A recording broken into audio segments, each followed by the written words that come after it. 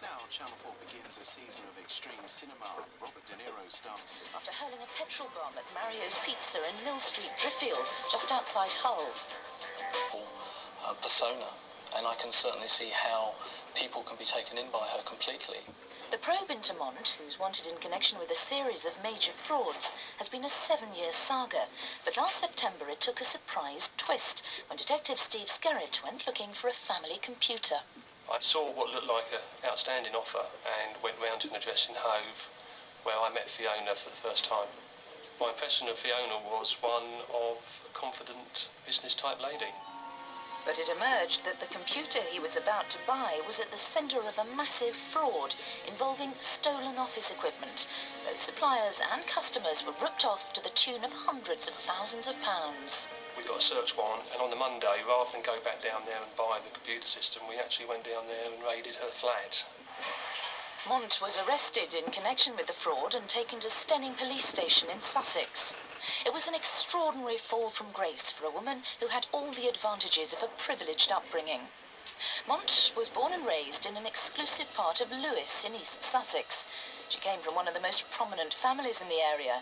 An entry in Debrett's reveals that her mother was the leader of East Sussex County Council, while her father was a partner in a top law firm. But his daughter had always played games with the law. After her arrest, Mont was released on police bail, but that didn't stop her phoning up the man who'd just taken her into custody. And during that conversation, she happened to chop in the sentence, "Would you like to come round for a glass of wine?" that evening. Took me a bit back by surprise. I've never been invited round for wine before, under those circumstances anyway. And I declined the offer, telling her that it's not very professional. She assured me that we wouldn't talk about the case in question, but nevertheless the offer was declined. DC Skerritt isn't the only man to have encountered Mont's inimitable style. For 7 years, DC Dave West had made it his personal quest to investigate her activities, but she subjected him to a barrage of taunts. Things have developed to be quite a game of cat and mouse between myself and Fiona, and on at least one occasion I did receive a fax from her home address sent to the Dave West fan club, which contained numerous comical observations, all at my expense. Her next correspondence, under an assumed name, was even more audacious. On another occasion I received this, which is in fact a cheque drawn on a bank account opened in the name of Miss A. Miller, drawn for £1 million. And her comment to me in a later conversation was that I should hang on to the cheque because it could prove to be good for the full value in due course. While Mont was on police bail, the story took an extraordinary twist when her car was found abandoned at a well-known suicide spot, Beachy Head. The Coast Guard and police helicopters launched a major search operation. Finally, Fiona's mother stated that she'd received a phone call from Fiona 2 days after the car had been found, and that obviously proved to us that Fiona was still alive and hadn't done anything silly. Then police received information that she was spotted leaving the area in a light aircraft. She'd flown out from Shoreham Airport, we believe, to the continent with another man, a man that used to run a flying school down at Shoreham Airport. The man was Graham Hesketh, also known as the Baron, a convicted drug smuggler. He had recently served 4 years in jail. Police believe the flight was made to lay a false trail. They're now certain the couple are back in Britain, but the question is, where? Tracking down Mont is never easy.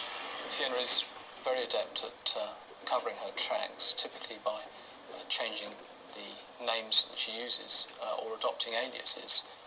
Frances Montgomery, Alison Miller, Jacqueline Mayhew, and Jamina Chadwick, and at one time the electoral roll for her basement flat in Hove had 8 different names of persons that were all supposed to be living there at the same time. And it's not just her name that changes. During the search of the flat, we in fact found these 2 wigs, as you can see, is a blonde one and a redhead. And as we do not believe these were for her boyfriend's use, we believe they're for her use. It obviously shows that she can change her appearance. But it's not only Fiona that's gone missing. Large quantities of the goods connected with the fraud have also disappeared. We went to search 2 commercial containers. We expected them to be full of property, computers, laptops and furniture. When we got there, they were in fact empty. And these 2 items were the only thing that we could find in there, which was 2 smiley faces. Obviously somebody's got a sense of humour.